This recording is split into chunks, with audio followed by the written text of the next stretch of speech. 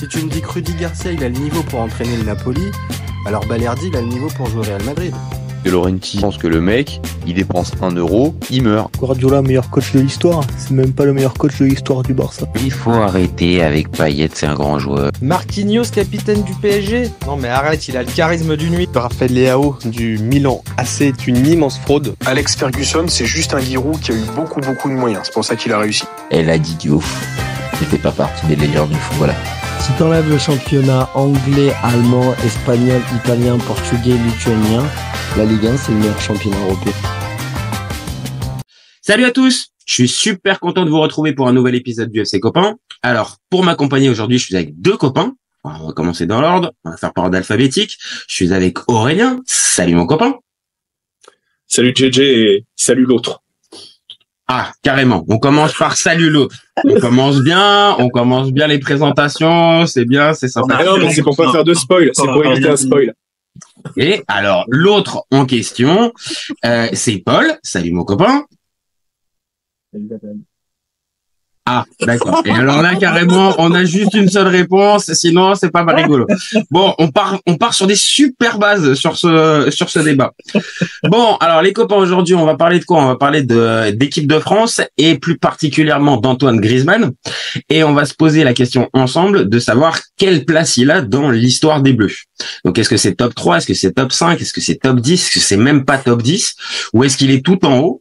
Ah, on va dérouler la liste des internationaux français assez célèbres et on va les classer ensemble. Allez, je vous propose de la 10e à la première place. Ça vous va les copains? Allez, Jean Petit. Wow, tu commences bien.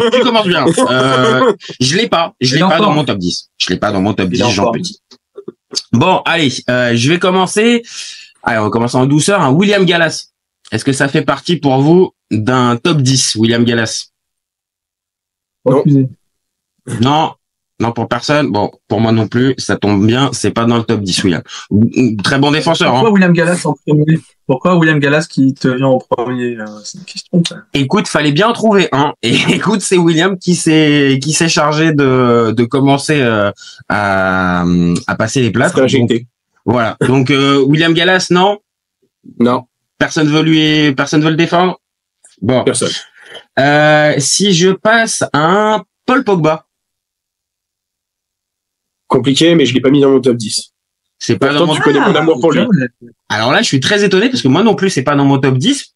Mais là, je suis étonné par ta décision, Aurel. Parce que je sais que t'as quand même un faible pour Paul Pogba.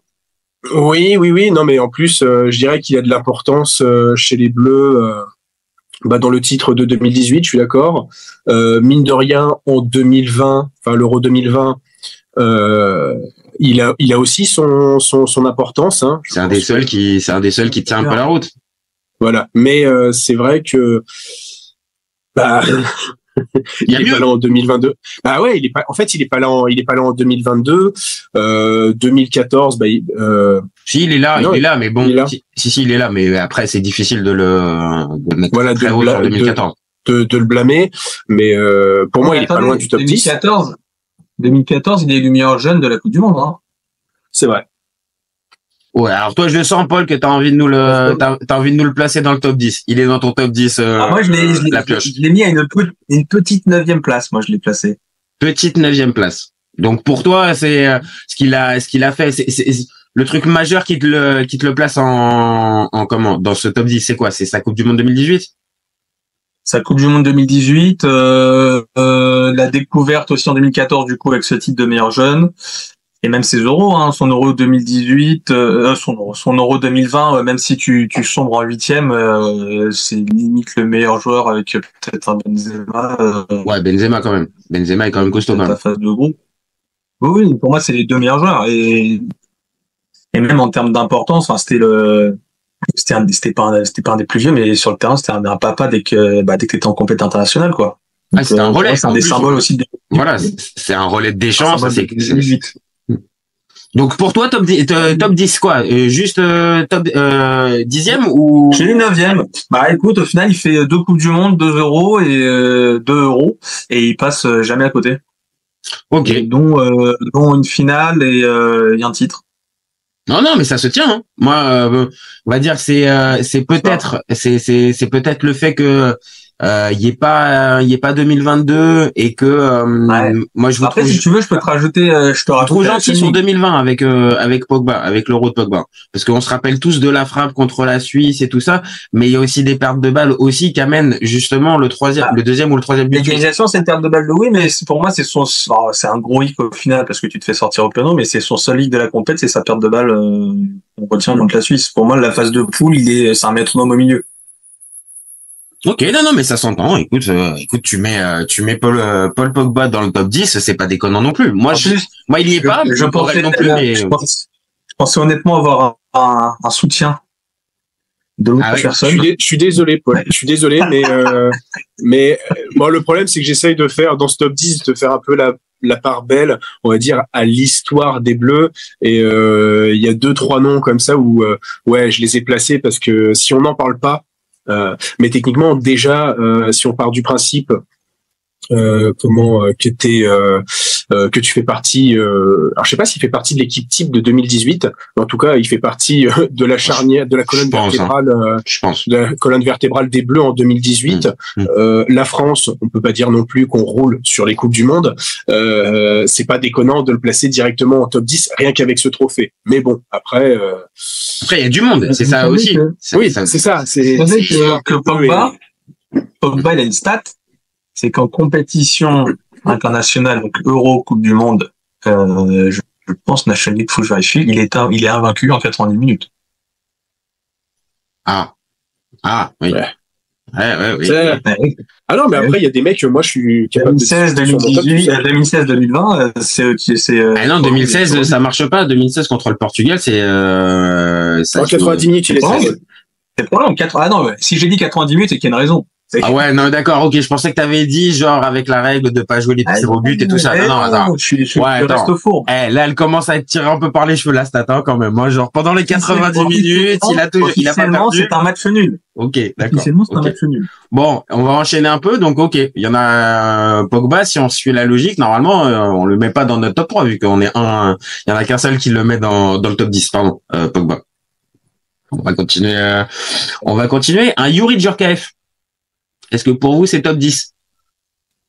Ça me fend le cœur, mais non. Ouais, ça me fend le cœur. Pas top 10, mais meilleur joueur de la Coupe du Monde 98. Pour toi, c'est le meilleur en 98 C'est le plus régulier. Ouais. C'est le plus régulier, il est toujours là. Contrairement à notre double buteur en finale qui a quand même eu un sacré carton rouge et qui a donc manqué 2 matchs. Oui. Ouais. Oui. Il loupe le dernier match de poule et le 8e de finale contre le Paraguay. Donc pour toi non plus, Paul, c'est pas top 10, Youri? Ah, ça me fend le cœur encore une fois, mais non. Moi aussi. Mais je le classe, je le mets top 15. Mais malheureusement, Je suis pareil que vous, les copains. Après, j'adorais le joueur, vraiment capable de pouvoir jouer en plus en point, enfin un soutien d'attaquant 10 sur le côté, techniquement sacré joueur.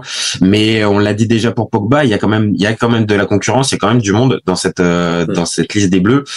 Donc aussi pareil, il reste à la porte du top 10 chez moi. Allez, on va continuer avec un Didier Deschamps. Didier Deschamps, est-ce que c'est top 10 pour vous chez les Bleus? Je l'ai pas mis top 10. Putain, moi non plus, je l'ai pas mis top 10. Ah oui, donc je suis tout seul encore. Ah ouais. Non, mais après, je pense que ça va être assez vite que tu vas nous donner la justification. C'est le palmarès. C'est le palmarès qui l'amène. C'est le palmarès et c'est l'importance du capitanat. En vrai, c'est toujours ça qu'on pourra retenir avec Didier Deschamps, c'est que sur le terrain, c'était pas le mec qui brille, mais c'est le capitaine à partir de 96 ou même avant 93. Non, il est là en 94 quand à l'échec, non? C'est pas ces ouais, pour moi, il fait partie de l'équipe, mais après, je sais pas si il en fait partie, mais il est pas encore capitaine. Il va être installé capitaine pour moi après l'Euro 96. Oui. Non, mais il est déjà dans le groupe. Mais il est dans le groupe. Oui. Il est dans le groupe. Je pose juste une question, Paul. Tu le mets dans ton top 10. Juste spontanément comme ça. Est-ce que tu as une action de Didier Deschamps en équipe de France? Non. Ah non, mais c'est sûr. C'est paradoxal. Je le charrie pas, mais c'est paradoxal pour un top 10. Tu vois ce que je veux dire? C'est qu'on parle d'un mec qu'on va mettre dans le top 10, mais on n'a aucun souvenir de lui avec les Bleus. C'est l'homme de l'ombre. Pour moi, c'est le... J'avais trouvé un Cantona qui lui avait donné un surnom avant que leur... avant que ça brille un peu entre les deux. Hein, oui, ça c'est pas le ramasseur de canettes ou je sais pas, qu'on venait un truc comme ça. En gros, ramasseur de chasubles. Un truc avec les chasubles. Je crois que c'est avec les chasubles. Ouais, c'est ça, chasubles, oui. En gros, il ramassait tout. Enfin, voilà, c'était un mec, c'est un mec qui t'équilibre ton collectif. Enfin, et puis c'est le capitaine. Enfin, moi, c'est aussi c'est symbole aussi de 90. Je sens qu'il n'y a pas beaucoup d'enthousiasme dans ta voix. Hein, quand tu vas le jeu dans ton top 10. Non, mais en termes de jeu, on parle d'un Djorkaeff avant, oui, il n'y a pas photo entre un Deschamps et un Djorkaeff sur le jeu, mais après c'est un esprit. Évidemment. Par exemple, dans le jeu, non, mais si on devait retenir dans le jeu, par exemple, je pense que Makelele avait plus d'importance. Je suis d'accord. J'ai plus de souvenirs de Makelele, ne serait-ce que balle au pied ou dans des actions, ou même des actions défensives de Makelele, alors que Deschamps, désolé, je te dis pas que j'en ai pas du tout, mais vraiment spontanément, j'ai pas un moment clé, alors que on parle du meilleur palmarès de l'histoire du foot français. Donc, je comprends que tu le mettes dans le top 10, mais rassure-moi, c'est quoi? C'est 10e. Mais dis pas que tu nous l'as mis top 3, l'ami Didier, quand même. Oh, aïe. Oh, ce sourire m'inquiète. 7e. 7e. Putain, c'est bien payé chez toi, Didier, hein. Ok. Et alors, mais pour moi, c'est le capitaine de la France qui gagne les deux compètes. Alors, pour l'instant, il est capitaine. Encore une fois, ta justification en 96. Capitaine à l'Euro 96 en demi-finale. Ah, il est déjà capitaine à l'Euro 96. Ok. Je pensais que c'était plus tard. Ok. Aurel, on est bien d'accord, hein. Toi, tu le mets pas, il est pas dans ton... Mais ça reste une légende des Bleus. Rassure-moi, Aurel. C'est pas, ça un nombre à 33 sélections aussi, hein. Aussi, c'est vrai, non, mais pareil, le nombre de sélections. Mais rassure-moi, Aurel, le fait qu'il soit pas dans le top 10, c'est pas parce que t'en peux plus de le voir comme sélectionneur. Non. T'as réussi à faire la part des choses. J'ai fait la part des choses et j'ai essayé de mêler un peu l'histoire des Bleus. Voilà. Ok. Voilà, c'est ma ligne de conduite. Ok. Bon, on va passer à une question un peu particulière. Pour vous, il y a un gardien dans le top 10? Oui. Aussi. Je vais pas être tout seul. Ah, ça va. Aussi. Donc, pour tout le monde, il y a un gardien? Oui. Bon. J'ai mis tous les postes. Ok. Alors, je commence, pour ma part, le gardien qui y a dans cette liste de top 10, pour moi, qui est 10e, c'est Fabien Barthez. Il y a même pas de débat dans ma tête, mais je pense que je vais sûrement l'avoir vu le petit rire que j'ai entendu. Aurel, on va faire dans l'ordre. Aurel, toi c'est quoi? C'est qui? C'est Fabien Barthez, c'est Hugo Lloris, c'est Lionel Charbonnier? C'est Hugo. Aïe, c'est Hugo. Et j'avoue que je l'ai mis haut, quand même. Il est combien chez toi? Bon, après j'avoue que après le top 5, je suis un peu mais de son importance et de ses et surtout de sa forme pendant les compétitions internationales, parce que ça c'est vraiment le truc qui me bute avec Hugo Lloris, je l'ai mis 6e. Non, moi, ça peut s'entendre. Recordman pour moi, c'est le meilleur gardien des Bleus. C'est le meilleur gardien des Bleus. J'adore Barthez aussi. Franchement, oui, pour moi, ça. Étant 6e, il est largement le meilleur gardien des Bleus, oui. Oui, parce que là, sinon, si tu nous dis qu'il y en a encore un autre avant Hugo, c'est vraiment, t'as un penchant pour les gardiens. Je comprends, mais là, ça veut dire vraiment. Non, j'en ai mis qu'un, mais c'est vrai que son Euro 2016, sa Coupe du Monde 2018, bon, l'Euro 2020, un peu, je l'avais trouvé bon, mais sans plus, et sa Coupe du Monde 2022, où je me souviens, il était hyper décrié. On se disait, tiens, est-ce que c'est pas le moment de Maignan? Et le mec, bon bah ok, on va retenir toujours cette histoire de penalty, mais dans le jeu, je me rappellerai toujours d'Hugo Lloris en 2022 aussi, et aussi bien en 2018. Et rien que pour ça, le problème de Barthez, c'est qu'il est bon en 98, il est bon en 2000, mais pour les avoir quand même vécu, ces Coupes du Monde 2022, il est très fort en 2006 aussi, il est très fort en 2006, Barthez, quand j'y pense. Mais 2004, c'est un des seuls qui sauve encore la face avec le penalty arrêté par Beckham contre l'Angleterre. Et puis j'ai une stat, alors elle est incomplète, ça va pas être génial, mais c'est le gardien des Bleus qui a le moins encaissé de buts en Coupe du Monde et qui a fait le plus de clean sheet, le gardien français à avoir fait le plus de clean sheet. Et moi, on va dire c'est plus sur, je comprends. En plus, Lloris était capitaine, donc il avait une vraie place importante. C'est ça. Mais de l'autre, Barthez, si on se rappelle un peu en 98-2000, c'est pareil, c'est pas un capitaine, mais c'est un taulier de l'effectif, c'est un taulier de l'équipe. Et quand il fumait pas de la ganja. Oui, voilà, quand il fumait pas de la ganja ou qu'il était pas avec sa cibiche au bord du terrain. Mais voilà, peut-être que c'est une affection particulière pour ce gardien qui était vraiment à part. Lloris est plus conventionnel, mais après ça peut s'entendre. Toi, Paul, c'est plutôt Lloris ou c'est plutôt Barthez, même si j'ai mon idée. Bah moi j'ai mis un autre gardien.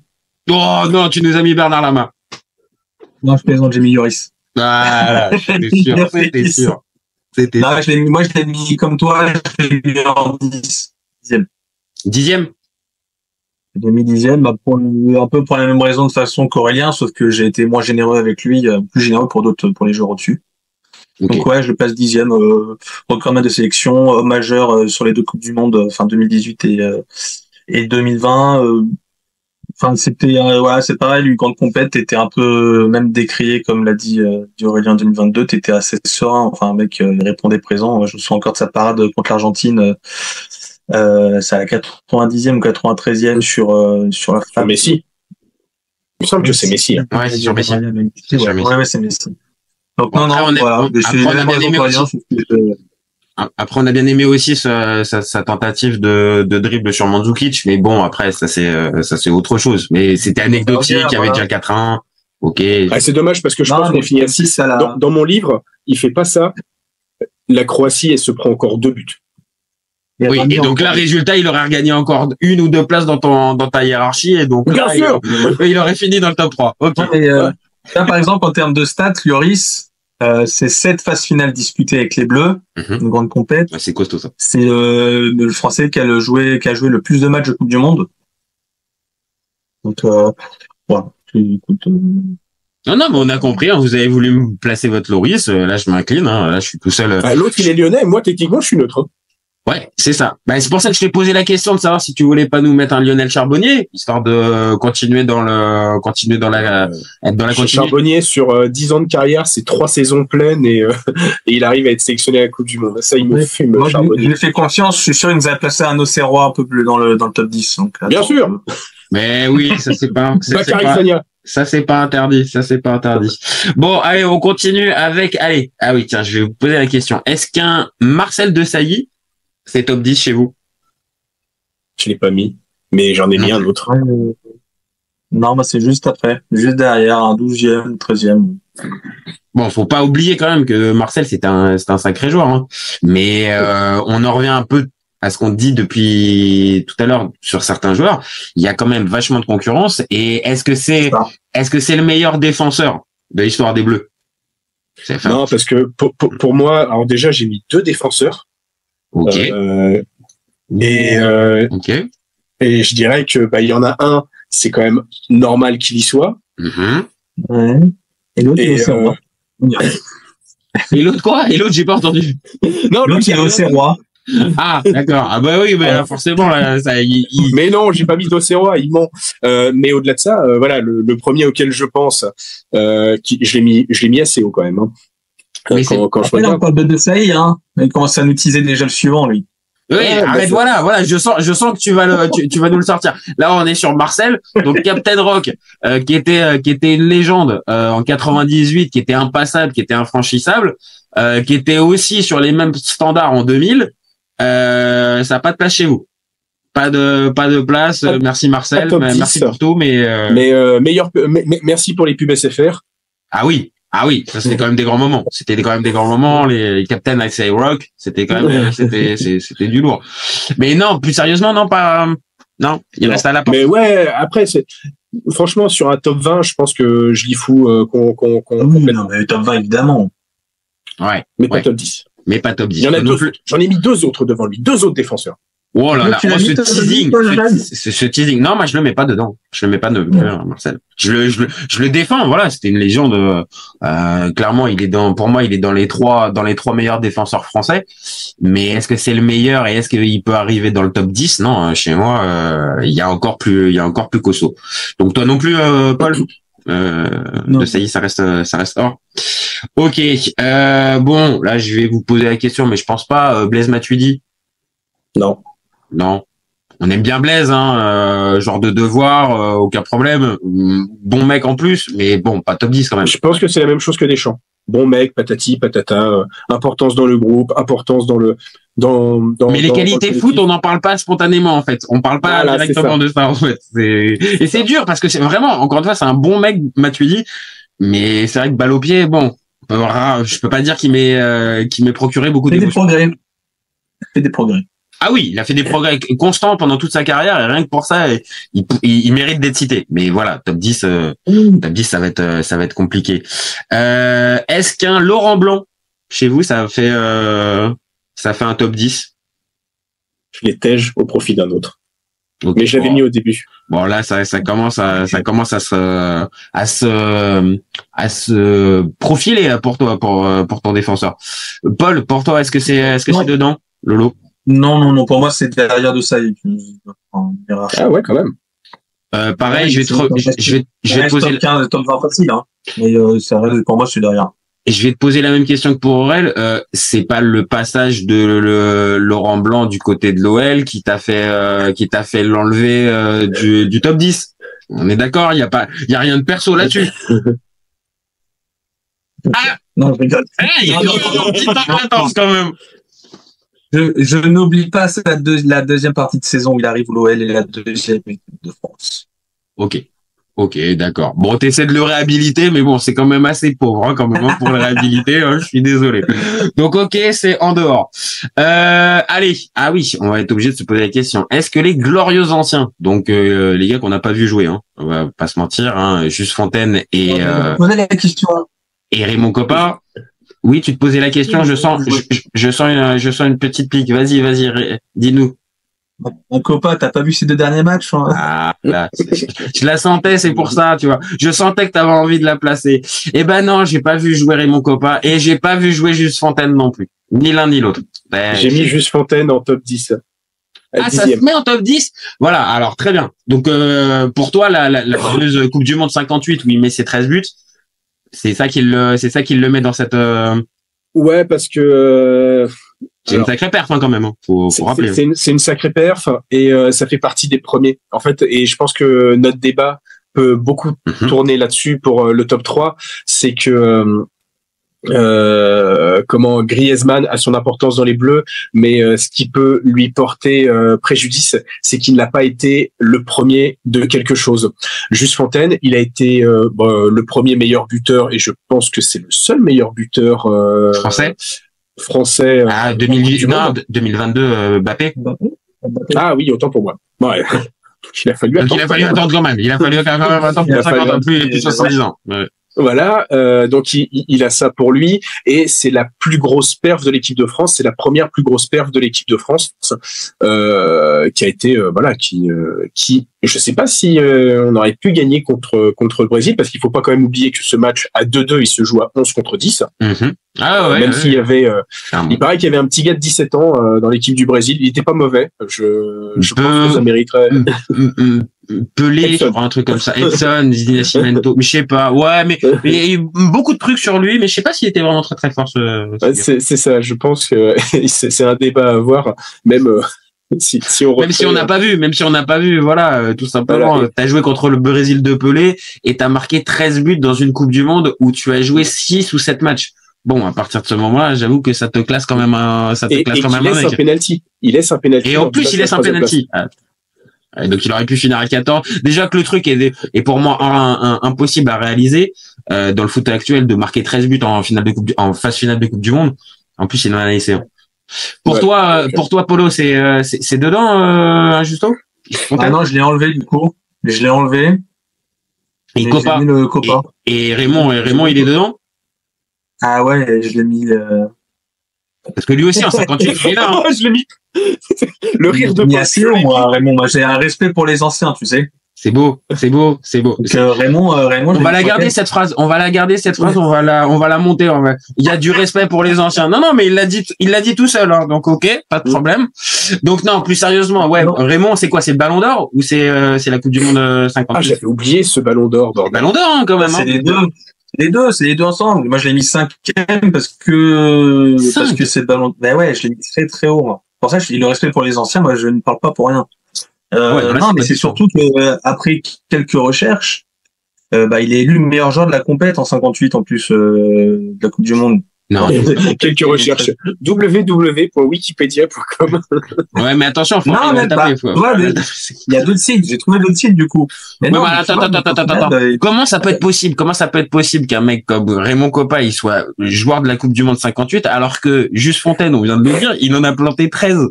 Comment ça se fait que c'est pas l'autre qu'on a planté 13? Par contre, ça c'est peut-être qu'il y a les passes décisives. Après, peut-être qu'il y a les passes des jeux. Il met 3 buts, je crois, sur ce mondial là. Ah, putain, il met que 3 buts. Et après, je pensais qu'il était à 6 ou 7. Ah, c'est peut-être une connerie, alors, sur les 3 buts. Non, mais ça peut se tenir, Après. C'est le meneur de jeu aussi, on n'a pas vu, encore une fois, c'est des compétitions qu'on n'a pas vues, qu'on n'a pas vécues. Donc, c'est difficile d'arriver à les situer. Mais, on est obligé quand même de se rappeler que l'équipe de France, c'est quoi? Elle fait demi-finale. Ouais, c'est demi-finale. La 3e place. Ah, elle fait 3e place, c'est ça. Voilà, parce que 3e place. l'Allemagne à la fin. 6-3, un truc comme ça. Franchement, je vais pas la finale, c'est Brésil-Suède. Ouais, ça, c'est sûr. Et la France bat l'Allemagne en match pour la 3e place? Ouais, c'était la revanche de 39 avec un quadruplé de Fontaine. Je l'ai entendu, celle-là. Qu'il est con. Bon, on va être un peu plus sérieux, on va essayer de revenir un peu plus sur du foot. Donc Raymond, il est dedans, Justo pour toi aussi, et moi je mets aucun des deux. Comme quoi, hein, le plus vieux qui respecte pas les anciens, tu vois, le plus vieux qui respecte les anciens a disparu. Ah, exactement. Et c'est exactement. Ok, donc on va continuer. Bon, alors maintenant, je vous pose la question pour un David Trezeguet. Oui. David Trezeguet, c'est top 10? Oui. Paul? Non, là, chapeau. Non, écoute. Non, Trezeguet, non. Non, moi non plus. Mais écoute... je l'ai mis 9e. Et alors, pour raconter ce que j'avais mis au début, j'ai mis Copa et Fontaine 9 et 10e. Mm-hmm. Et je me suis dit, le héros de 2000, faut quand même... faut quand même lui faire... C'est ça, c'est-à-dire que Trezeguet, c'est particulier. T'es obligé de penser directement à l'Euro 2000, mais sans être celui qui casse l'ambiance, t'es obligé aussi de penser à 2006 en fait.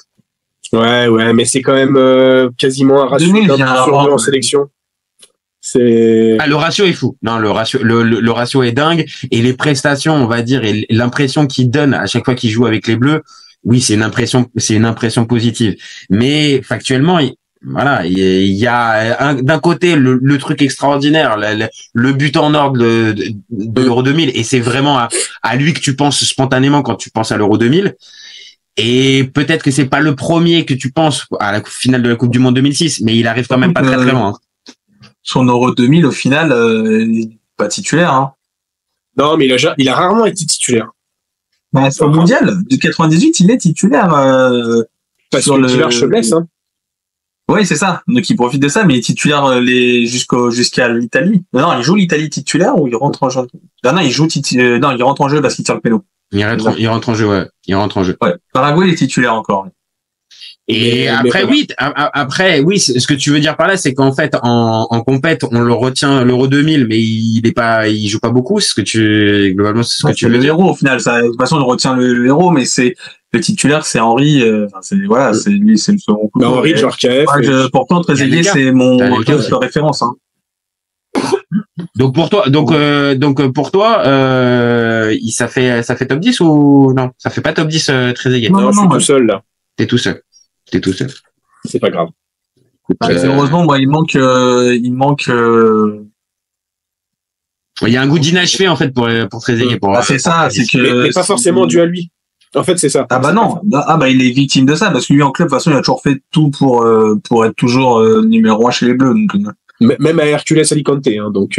Ah ouais, je suis d'accord. Même à River, il fait le taf, il fait le boulot. Ah ouais. C'est juste que malheureusement, il est avec Monsieur Raymond Domenech.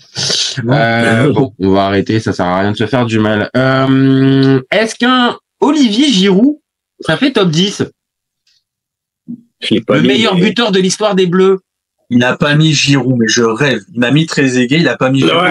Oui, mais en fait, l'avantage de Trezeguet, c'est qu'il a cette putain d'image. Il a cette image qui est dans la tête pour l'Euro 2000. Ok, il y a 2006, mais on débat. Et si tu me dis Giroud, je te le mets 9e. Giroud, je te le mets 9e sans problème. Surtout que je viens de revoir en 2022. Alors qu'il doit sortir, c'est lui qui met le but vainqueur contre l'Angleterre. Les Anglais contre l'Angleterre. C'est lui qui nous aide aussi face à l'Australie. Parce que l'Australie, je crois que j'allais... Ah mais ça, tu peux même le multiplier par 150. Hein. Il nous aide. Il a aidé. Hein. Il a aidé. Il a beaucoup aidé. Comment il s'appelle Giroud dans son parcours en équipe de France. Mais est-ce que c'est assez? Pareil, tu vois, on disait tout à l'heure sur un Deschamps, les premières images qui te viennent. Bon, il y en a évidemment avec un Giroud. Son top 10 des buts en équipe de France, je pense que tu peux le faire passer au moins pour Zlatan ou Ronaldo. Ah carrément, on est sur regarde. Non, mais vas-y, je te laisse déclarer ta flamme à Olivier. Ah mais il y a des reprises de volée, il y a des il y a des retournées acrobatiques. Non, franchement, en bleu, il nous a mis des buts coquinous, comme on dit. Hein. Non, c'est vrai. Non, mais est-ce que on n'en revient pas aussi au truc? Est-ce que c'est les matchs où il marque? Est-ce que il y a le côté très important, décisif, clutch? Non, pour moi, le match le plus important où il marque, c'est vraiment en 2022. Et c'est là où où j'étais quand même plutôt content, c'est qu'en 2022, il montre que on peut arriver toujours en finale avec Giroud, et là avec Giroud encore plus buteur qu'en 2018. Bon, tu diras c'est simple, mais voilà. Oui, mais n'empêche que je vois ce que tu veux dire. C'est-à-dire que il a réussi, il réussit, et c'est un peu même l'histoire de sa carrière, toujours à faire passer, à faire tomber les clichés et les idées qu'on a sur lui, et arriver toujours à retourner, l'opinion publique, les entraîneurs et les coachs et tout ça. Mais bon, tu vois, tout à l'heure, on parlait d'un Trezeguet. Trezeguet, t'as des buts majeurs qui te viennent. Là, tu l'as dit, pour un Giroud, t'en as des très jolis, des très beaux. Peut-être plus en club qu'en sélection. Mais le fameux moment clutch, bon, il y a ce but contre les Anglais, qui est ultra important. Ça, je dis pas en 2022. Mais après, j'ai du mal à avoir les matchs clés de Giroud. C'est pour ça que pour moi, c'est pas top 10. Non, mais j'arrive à comprendre, même si voilà, je reste quand même sur sa Coupe du Monde 2022 où l'Australie, je suis bien content qu'il ait mis un doublé parce que je crois que c'est le match où j'avais le plus peur, parce que évidemment on était champion en titre, évidemment il y a la blessure de Lucas Hernandez au bout de 5 minutes de jeu, je crois. Ah ouais, c'est dès le départ je crois qu'on prend un but aussi. Oui. Il y a un partout, je crois. Il y a un partout. Les Australiens, ils marquent rapidement. Et après, ça déroule. Avec. Et il y a ce fameux but contre l'Angleterre où, mine de rien, c'est lui qui nous permet d'accéder en finale et de tomber contre le Maroc. Non, mais ça, on l'a dit.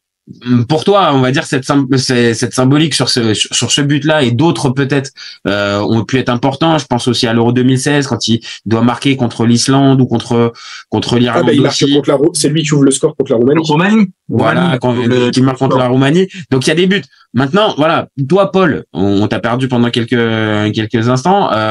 Et ça s'est pas vu comme d'hab. Non, c'est pas gentil ça. Non, franchement, ça c'est pas cool. Ça, c'est un tacle un petit peu décollé, les deux pieds décollés, c'est pas cool. Non, plus sérieusement, toi, c'est top 10. C'est top 10 pour. Ah non, c'est pas top 10 pour Olivier. Non. Pas d'affinité particulière avec Olive? Pas spécialement. Mais non, mais pour moi, j'ai hésité 11 ou 12 parce que ça reste le meilleur buteur de l'histoire. Quand même. Aujourd'hui, en tout cas. Ça durera pas normalement, mais aujourd'hui, il l'est. Ça dépend si l'autre continue à faire de la boîte de nuit en Suède. Ouais, tout dépend d'un monsieur, voilà. Mais, donc, mais enfin, ça me choque pas qu'il je sais pas si t'as dit ta place, la place que tu lui donnais, mais. Non, j'en ai pas mis. Mais non, il est hors top 10. Il est. Ah, tu l'as pas mis, pardon. Moi, chez moi, c'est hors top 10. Ah oui, bah voilà. Non, mais moi, je le mets à la porte du top 10. Ok. Et pareil, non, là, pas. Je comprends pas. Il est chez les Espagnols. T'as rien compris, toi, là-haut. Ah. En grande forme, monsieur. Là, c'est pareil. Il n'y a pas d'histoire d'affect. C'est pas parce que il a mis Alexandre Lacazette sur le bord de l'équipe de France. C'est pas, il y a rien de perso. Encore une fois, c'est important pour moi. Sur le bord, il l'a mis sur une aire d'autoroute, mais pas l'air total. Le seul responsable s'appelle Didier Deschamps. Il y a rien, il y a que dalle. Celle où tu peux juste manger et aller aux toilettes. C'est tout. Oh, les salauds. Et tu feras la queue derrière Anthony Modeste, quand même. Mais là, Anthony Modeste, on descend vraiment de beaucoup de crans, là, quand même. Donc, non. Il a pas été respecté, Écoute, c'est un fait, mais non, mais aucun affect là-dessus. Après, Giroud, malheureusement, je retiens aussi enfin, de toute façon, ça le poursuivra un petit peu, mais la Coupe du Monde 2018 où il a pas mis la Guivarch, ça fait partie de la légende, mais c'est pas forcément une bonne légende par rapport à 2022 où il s'est plutôt bien repris. Donc, ok. Non, ça, pour moi, il manque un petit truc pour entrer dans le top 10. Alors, moi, je vais vous en donner un qui est moins dans mon top 10. En finale, tu mets, je te dis une connerie, tu mets le but du 3-1 contre la Croatie en finale, t'es dans le top 10. Même si c'est un but assez anecdotique, mais je suis d'accord avec toi. Ouais, il manque une émotion en finale. Bah oui, parce que sinon Stéphane Guivarch, s'il met un de ses face à face à Taffarel, après la différence c'est que Guivarch il a eu 55 occasions pendant le mondial. Ouais. Il a mangé tout seul en plus, c'est pas un exploit de gardien. Ouais, après Giroud sur 2018, il en a quand même pas mal et il vendange quand même aussi pas mal quand même. Hein. C'est contre la Belgique contre la Belgique, il vendange pas mal. Ah ouais, quand même. Hein. Puis il finit quand même la stat. Alors ok, le but contre le Pérou, il est donné à Mbappé, mais bon, factuellement, c'est un peu le tien. Mais bon, sur le papier, ça fait quand même, il est le numéro 9 de l'équipe championne du monde, il met 0 but quand même. Donc c'est peut-être aussi pour ça qu'il finit pas dans le top 10 aussi. Le syndrome Fred au Brésil. Ah ouais, tu lui fais mal, Olivier. C'est fait pour. Bon, je vous mets un mec, moi, qui est dans mon top 10, Emmanuel Petit. Bah, il serait temps. On est d'accord ou je suis tout seul dans ce combat? T'es tout seul, là. Je crois que tout à l'heure, il avait parlé de Jean Petit, Aurélien. Mais j'ai pas. Non, mais les gars, Emmanuel Petit, t'as parlé tout à l'heure du meilleur joueur en citant Djurkaeff de 98, mais le meilleur joueur de 98, c'est Emmanuel Petit, les copains. C'est sérieusement, au-delà du but en finale, l'activité, ce qu'il fait. Plus d'affect pour Djurkaeff, moi. Moi aussi. Mais attendez, j'ai juste, le but en finale, plus la compétition qu'il fait, et derrière, Euro 2000, il est toujours aussi important. Ah, pour moi, Emmanuel Petit, je te dis pas que c'est un mec surcoté, hein. C'est juste que moi, dans le top 10, je le mets pas, je sais pas où je te le place. Top 20. Ouais, moi non plus. J'y ai pas pensé, alors que là, quand on en discute, il y a débat. Mais je sais pas où le placer non plus. Non, mais ok, vous avez pas d'affect pour Manu. C'est quoi? C'est les cheveux longs. Ça doit être pour ça. C'est parce que moi, je me reconnais un peu en Manu, c'est ça? Non, mais vraiment, il y a pas de, ok. J'ai essayé, je suis tout seul. Non, mais tu vois, pour moi, c'est derrière les, pour moi, c'est devant un pas de Vieira. Parce que là, on va y arriver, c'est devant un pas de Vieira. Putain, je l'ai même pas mis non plus. Les gars, pour moi, c'est au niveau de pas de Vieira. J'allais dire, c'est au niveau de pas de Vieira pour moi, tu vois. Ouais, mais pas de gérant en équipe de France. Je suis désolé, t'as 2006 qui te marque. Pour moi, et après. Pour moi, c'est derrière un Giresse, c'est derrière un Tigana pour moi, tu vois. Mais ah bah là, tu es d'accord. Ok. Bon bah c'est bien. Tu nous fais une belle passe D. On va commencer. C'est pour ça, pour moi, ça peut être un peu comme 10. On va commencer avec j'allais dire avec le Marseillais, mais non, les deux, on joue à Marseille. Allez, on va commencer par Jean Tigana. Jean Tigana, c'est top 10 chez vous ou pas? J'ai hésité, mais j'ai pas mis. Non, j'ai pas mis non plus. Ah, c'est pas top 10? Oh là là! Ah, c'est parce que, ouais. Wow. Tu sais que moi, au final, vu que j'ai mis du monde, il me reste plus beaucoup de place. Bah ouais, non, je suis d'accord. Je vois ça, je vous ai vu vous lâcher pas mal sur des membres du top 10, alors que moi, je restais plutôt Après, cool. il y a aussi quelque chose à prendre en compte, c'est que c'est une époque que je n'ai pas vécue, contrairement à vous deux, 84. Donc, je ne peux pas forcément, T'es enculé. Tu me censureras pas, mais, parce que Oh bah non, on le laissera, au moins c'est sorti du cœur, Ouais, mais en plus, déjà, j'ai pas connu. Mais en revanche, c'est vrai qu'il fait partie du Quatuor Magique. Mais on sait très bien qui on met dans le Quatuor Magique. Ok, on arrive. Oh bon, ouais, c'est bien. Franchement, en termes de teasing, les gars, franchement, vous êtes super bons. Vous faites monter la sauce. Mais Tigana et Giresse, oui, à un moment. En fait, si tu fais des classements. Tigana et Giresse, pour moi, les deux, c'est dedans. Les deux, c'est dans le top 10 et c'est très proche du top 5. Ah, bah, pour moi, tu vois, les deux sont top 15, mais devant du petit, tu vois. Les top 15. Ok. Après, c'est con, mais c'est peut-être aussi question de génération, sans faire de blagues. Non, mais si, mais évidemment. De toute façon, c'est ça aussi. Faut être clair. Là, si on devait juste les déterminer, les classer en termes de stats et de palmarès, bon, bah, c'est assez simple, en fait. On a juste à prendre la liste et c'est rapide. Alors, toi, tu mets qui devant entre Tigana et Giresse? Parce que pour moi, je suis incapable de les dissocier les deux. Pour moi, de ce que j'ai pu voir, alors sur des cassettes, sur des images, te justifie pas, c'est l'autre qui est un bâtard là. Non, mais bon, je suis né en 1984, donc ça va être dit en plus en septembre 84, donc j'ai pas vu l'Euro 84, et tu te doutes bien qu'à 2 ans, j'ai pas vu non plus la Coupe du Monde 86. Mais de ce que j'ai pu voir, et j'ai été bercé par ça, pour moi, Tigana, il a un côté encore plus fort que Giresse parce que c'est vraiment le box to box qui est capable à la fois de défendre et d'attaquer, qui techniquement qui est déjà vraiment au-dessus du lot et qui a une personnalité peut-être plus affirmée qu'un Giresse qui est un peu plus lisse. Donc pour moi, ouais, un Tigana c'est 6, Mais j'ai 2 membres de l'Euro 84. 6e quand même, 6e, ok. 6e et Giresse je le mets juste avec, donc 7e Giresse, 6e Tigana. Voilà pour ma part, mais après donc je comprends, donc chez vous ni Giresse ni Tigana. Non, mais toi, si j'avais dû les mettre, c'était je pense que c'était 9 et 10 à la place d'un Pogba Lloris, tu vois, pour moi. Ok, après on l'a dit, ça peut s'entendre. Maintenant Aurel, tu nous as dit que je te les mets top 15 sans souci. Ah, merci, c'est sympa. C'est cadeau. Limite, tu les as mis top 30, c'est bon, ils arrivent à se glisser à peu près. Alors, top 30, il y a peut-être une bataille Matuidi-Galas. Ah, quand même, il y a Luis Fernandez. Est-ce qu'un Luis Fernandez, bon, moi, je le mets pas dedans, parce que je viens déjà de mettre un Giresse et un Tigana, mais Luis Fernandez, non? Non. Pourtant, il a des, vas-y, petit bonhomme. Mon petit bonhomme, le penalty de 86, faut aller le mettre, hein. Mais c'est pas assez. Non, pour moi, c'est pas assez. Il y a pas. Pour moi, je le mets avec un petit et un Vira dans les mêmes eaux, donc top 20, tu vois. Ça se bat pour le top 20, sans savoir qui je mets devant dans les 3, tu vois. Mais pour moi, c'est plus de ce level-là. Est-ce qu'un Lilian Thuram, ça fait partie de votre top 10? Oui. Ça me rassure. Est-ce que Polo, ça fait partie aussi de ton top 10, un Lilian Thuram? Et là, je vais trouver une petite place. Ah, bon, c'est le premier où on est tous les 3 d'accord, en fait? Oui, bah là, de toute façon, on va arriver, normalement, les casques. Là, c'est un peu la légende, hein, Lilian Thuram, 96, 98, 2000, 2002, 2004, 2006, 2008.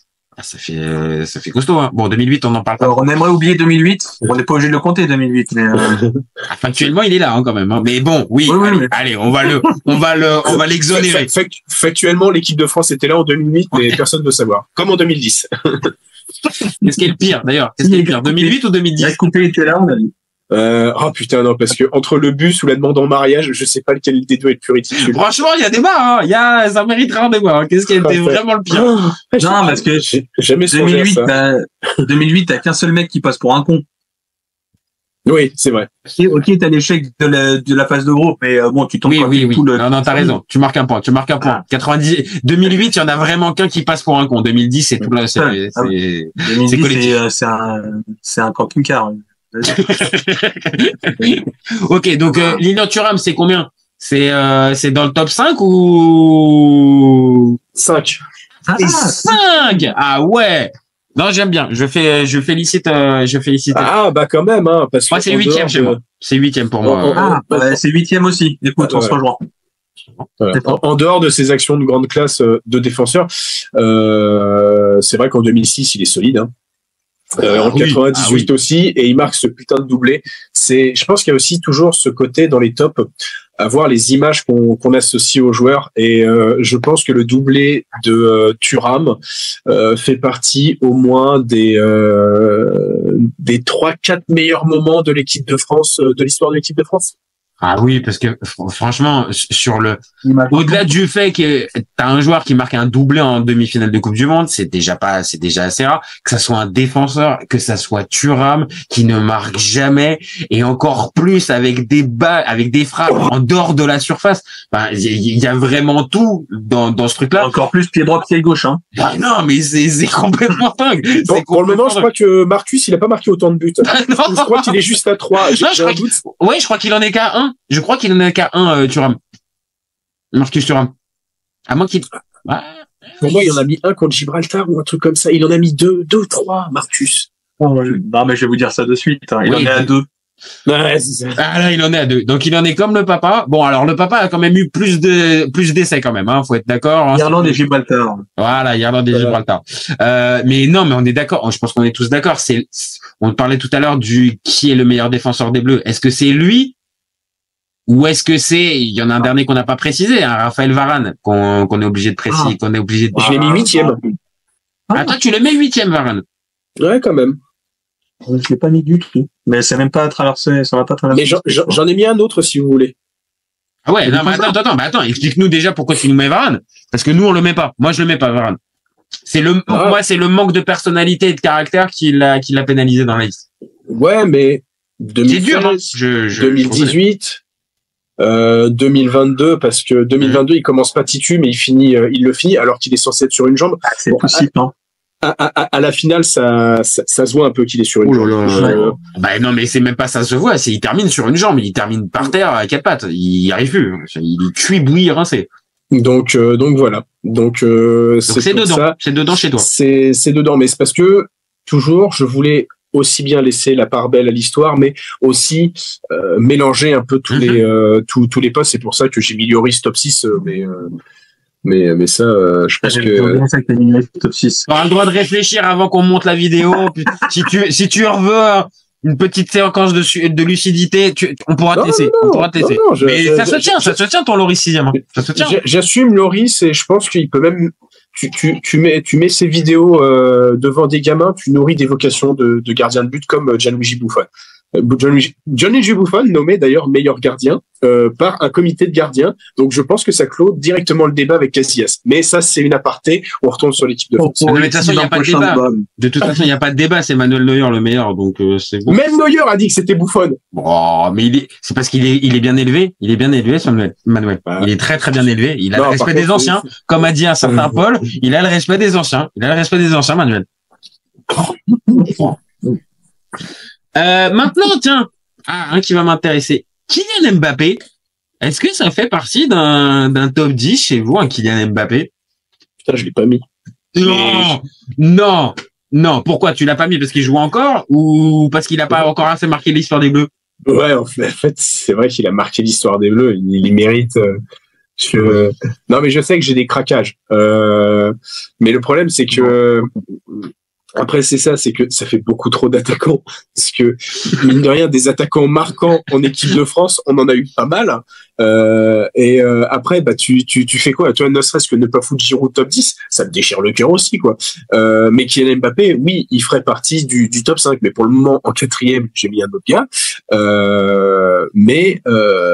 Tu nous le mets pas. Là, tu nous fais toute une présentation pour nous dire voilà. gentiment, Kiki, t'es gentil, t'es pas encore dans mon top 10 encore. Mais Kiki, ouais, techniquement, il était chaud en 2018, il a été chaud en 2022. Oui, on peut dire ça un peu quand même. On peut dire ça un peu. Ah, oui. Mais par contre, ces 2 €, on peut pas dire non plus que ça soit du grand Kiki, tiens. Ah non. Hein. Non, mais t'as raison, ça peut tempérer aussi justement ces 2 coupes du monde, on va dire quasi parfaites, avec je sais plus combien. Le syndrome Thomas Müller. Oui. Non, c'est vrai, hein, Thomas qui plantait à chaque fois pendant les coupes du monde et pendant les Euros, il est incapable d'en planter une. Donc peut-être, mais ça t'a pas voilà, encore une fois. Ouais, 2018 et 2022, ça t'a pas suffi pour te dire bon allez. Je suis capable de foutre Varane et Trezeguet hors jeu pour le foutre Mbappé. De joueurs. Il y a un peu, je te dis, il y a un peu de lucidité qui arrive un peu au final, parce que c'est vrai que voilà, la Coupe du Monde 2018, il est énorme, 2022 pareil. Je pense que c'est ce que tu vas nous dire, Polo. C'est top 10, c'est top 5, c'est où chez toi? Alors, j'avais pas mis au début parce qu'il était encore en activité. Mm-hmm. Du coup, j'ai fait une place après qu'on m'ait dit que ça se mettait. Et je l'ai mis 6e. 6e? Le Kix. Je l'ai mis 6e. Pour beaucoup de raisons. Déjà, c'est 8 buts. Alors, juste une stat, c'est 8 buts au dernier mondial. C'est la première fois qu'un mec en mettait autant depuis Ronaldo en 2002. Bien. Donc, c'était pour le petit côté historique. Non, après, c'est juste au-delà de son mondial, les deux coupes du monde, celui de 2018 où il explose tout, aux yeux du monde, c'est aussi que c'est un joueur qui est à 12 buts en Coupe du Monde en 14 matchs. Oui, on est loin de Fontaine, hein, mais c'est une autre époque, voilà. Ouais, non, mais c'est attends. Un joueur qui est, c'est un joueur qui a, en termes de stats, il a 86 sélections, 48 buts. Il a plus d'un but tous les deux. On parlait de Trezeguet tout à l'heure qui a un ratio aussi monstrueux. Même Mbappé, il a que 25 ans. Et puis t'es obligé de prendre en considération l'aura aussi du joueur. C'est-à-dire que ce qu'il représente. Alors après, on peut en discuter. C'est pas la bonne période là, mais voilà ce que je veux dire. Oui. Mais bon, on est bien d'accord qu'en 2022, c'est lui qui te porte l'équipe. C'est sur lui que se réfugie l'équipe et qu'il faut essayer de faire une différence. Et donc la Pologne et l'Argentine, de mémoire. Pologne, Argentine, Angleterre, c'est compliqué. Ouais, l'Angleterre, il y a Walker. Il se fait bouffer par Walker dans l'Angleterre. Et Tunisie, c'est pas qu'il fait pas de diff, mais Maroc. Maroc. Parce qu'on joue contre la Tunisie, mais je suis pas sûr qu'il non. En plus, je crois même pas qu'il joue. Je crois que. Il rentre en jeu, il rentre en jeu, oui, d'accord. Ok. Mais non, et contre le Maroc, c'est pas lui qui fait les différences, mais il reste. C'est Randal Colomwani. Et Théo Hernandez, monsieur. Théo Hernandez, qui marque le premier but. Au bout de 20 minutes, contre le Maroc, c'est particulier parce que tu marques très tôt. Donc en fait, derrière. Oui, mais donc tout ça pour dire que avec les faits d'armes.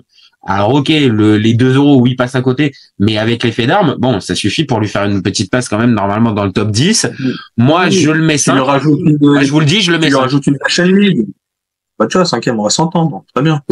Voilà, 5e, on va s'entendre. Bon, là, on va arriver dans le vif du sujet parce que là, notre débat, il concerne les Griezmann. Un Thierry Henry. 4e. Thierry Henry, 4e. Ouais. Souvent meilleur buteur des Bleus en compétition. Mais pas d'action. En fait, c'est ça. J'ai pas d'action de Thierry Henry. J'ai pas un truc qui me dit waouh, ouais. Ah bon?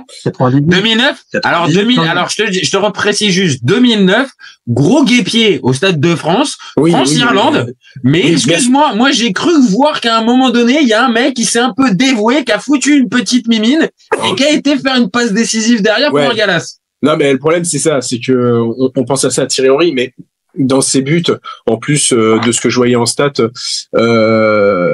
tac, c'est 6 buts en Coupe du Monde, en 17 matchs. Ouais, 3. Et c'est 6 buts en Euros. Mais c'est con, j'arrive pas à me rappeler lesquels. T'as le fameux but du France-Brésil 2006. 2006, Ouais. quand il met. C'est vrai que t'as le Danemark et t'as l'Euro et la Coupe du Monde 2006 contre le Brésil. C'est sur la seule passe décisive de Zidane. Alors je crois qu'il y en avait une deuxième finalement, mais dire que Zidane et Henry ne se sont distribués Zidane a distribué que 2 passes décisives à Henry, c'est dans ma tête c'est impossible. Je sais pas si vous aviez vu le doc rendez-vous le 9 juillet et où justement Zidane dit que ça lui avait pesé pendant toute sa carrière de justement tout le monde lui avait dit t'as jamais fait de passe décisive pour Henry, t'as jamais fait de passe et là il dit voilà, c'est tombé là ce jour-là. Et voilà, c'est tombé sur un quart de finale de Coupe du Monde. Au second poteau, et Zidane n'a pas bougé. Ah oui. Et Roberto Carlos était encore en train de refaire ça. Roberto Carlos non plus, ouais. Enfin, d'un côté, Roberto Carlos, il fait 1m60, donc là, je pense pas qu'il aurait pesé énorme sur la détente de Henry sur ce coup-là. Mais pour moi, Henry, t'as raison. Peut-être qu'il y a moins de trucs majeurs dans son histoire de l'équipe de France, des buts.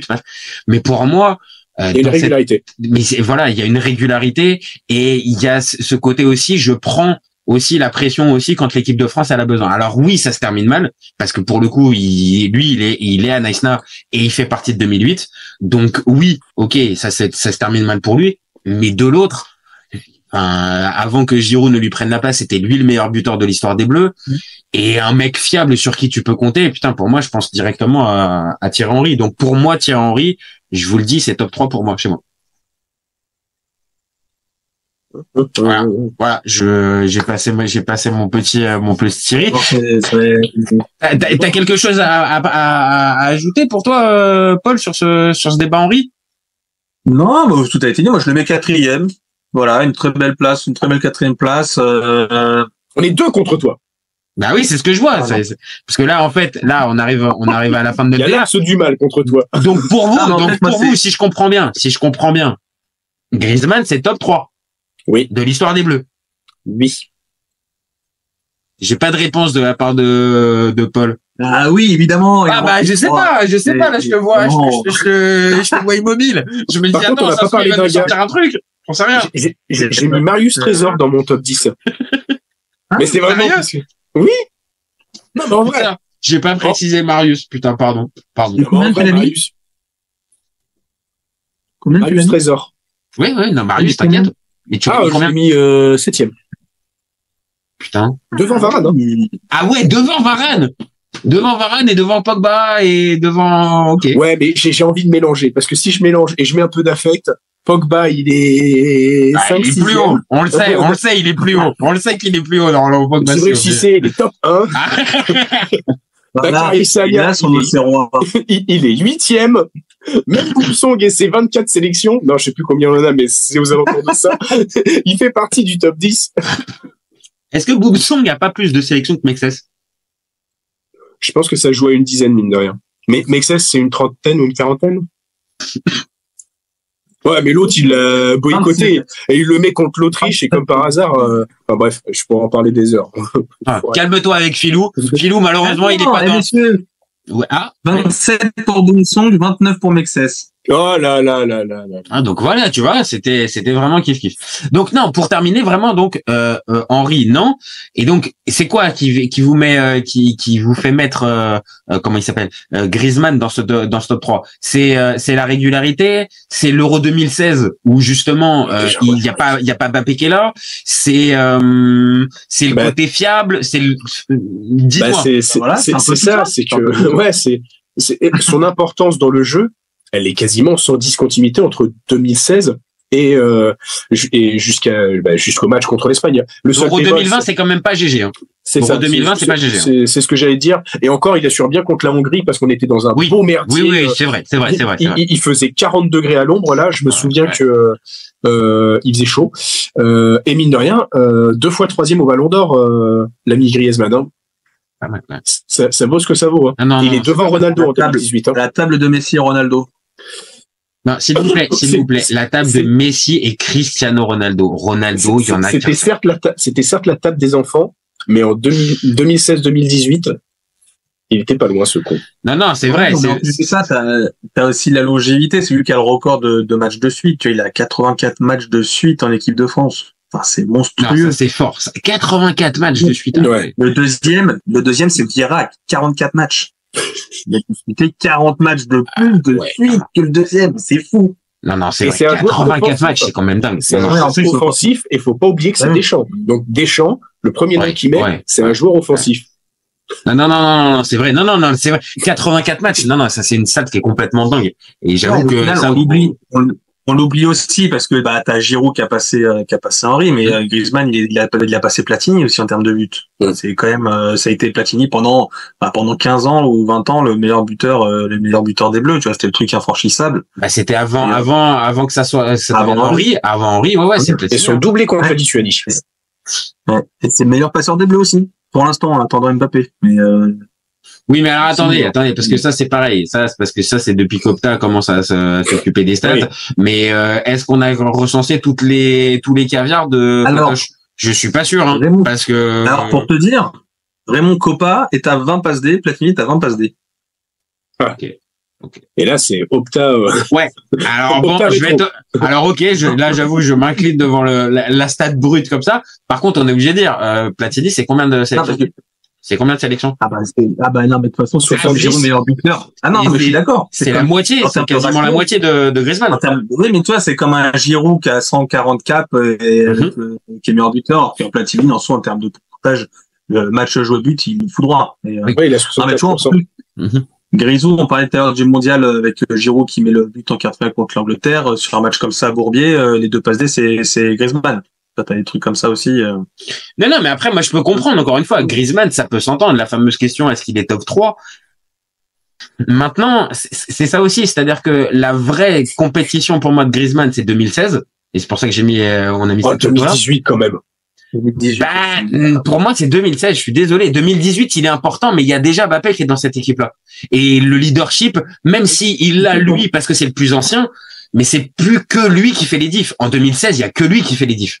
Ouais, mais en 2018, il a un pied à la place une main à la place du pied. Ses coups francs et ses corners. Contre l'Argentine, tu le trouves extraordinaire, Griezmann?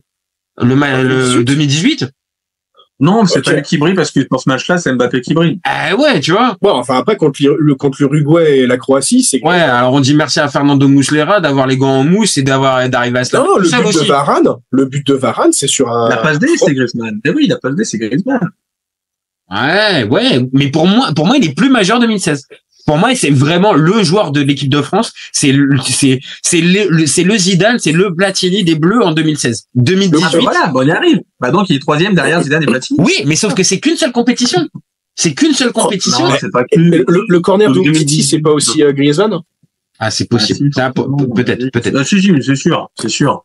En fait, c'est ça. Je crois que c'est 5 ou 6 passes décisives aussi Griezmann en 2018. C'est impressionnant, quoi. Ah, je sais pas. Moi, je suis plus marqué par son, encore une fois, je suis plus marqué par son Euro 2016. C'est un joueur qui peut jouer 9, non, parce que bon, 9 et si, il a pu jouer un peu 9 pour dépanner à certains moments. Il peut jouer tous les postes. Il a été trimballé partout. Il a avec moins de réussite sur l'aile, mais il a même été trimballé sur l'aile. Ouais. Il a commencé ailier gauche à la place de Ribéry. Parce que Ribéry, pour faire un rapport avec l'actualité, Ribéry s'est fait virer à cause d'une brouille entre le docteur de l'équipe de France et le docteur du Bayern Munich. On va pas dire qui est en train de faire une brouille entre le docteur de l'équipe de France et le docteur du Real Madrid, mais on va éjecter le débat. Non, on aime bien. Non, mais moi j'en parle. Ensuite, donc il est plutôt sur l'aile gauche. Après, à partir du match de l'Euro 2016 face à l'Irlande, il passe numéro 10 dans le cœur du jeu. Et après, il occupe cette espèce de relayeur dans le 4-3-3 infâme de Didier Deschamps.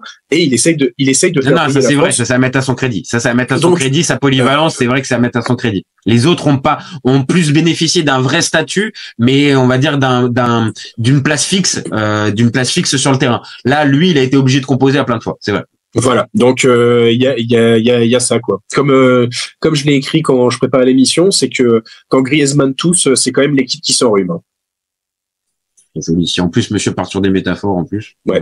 Mais j'ai même senti Polo qui était un peu ébahi. C'est beau. C'est beau. J'ai pas grand chose à dire quand je prends des choses comme ça. Ah ouais, non, carrément. Tu vois, tu l'as laissé sans voix. Tu l'as laissé sans voix. Donc ok, donc c'est pour vous c'est top, c'est top, c'est pas plus haut que top 3 quand même. Non, Non. on va se Parce détendre. que ça c'est ce que je disais, c'est que il n'a pas la chance d'être le premier. Et il lui manque un euro. Il y a ça aussi. Non, et puis il y a aussi ce que dégage le titre. Enfin, par rapport à Platini Zidane, il dégage un peu moins, même s'il dégage quelque chose, mais ouais. T'as quand même une belle marche entre les deux premiers. Entre les deux. Mais ce qui est déjà beau. Moi, je le mets pas dans mon top 3. Vous le mettez dans le top 3. C'est déjà énorme. Quand on vient de voir la liste des joueurs qu'on a passé en revue, c'est déjà une énorme fierté. Bon, juste pour terminer, sans justification, le meilleur, c'est qui? C'est Platini ou c'est Zidane?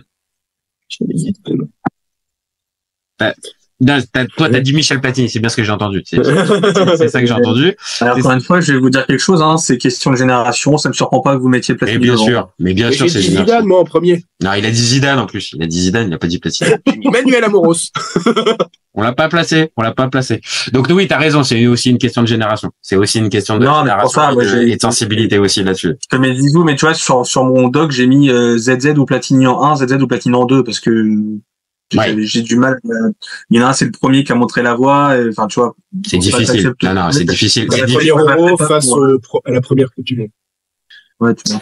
Faites-vous votre idée. Les copains. Faites-vous votre idée. Bon, bah, merci à vous. Merci à vous d'avoir participé. Aurélien Bayard, premier. C'est qui? Ça sera forcément pas Aurélien Bayard, premier. Ouais, bravo. Bon, allez. Parce que j'ai même pas été sélectionné en moins de 15. Mais si ça avait été le cas, crois-moi que. Oh là là, ça aurait changé. Moi, ma couille. Je préfère te dire que là, le classement, il aurait changé. Bon, merci les copains. Merci les copains d'avoir participé. Nous, on se retrouve très vite pour un nouvel épisode. N'hésitez pas à commenter, liker et partager.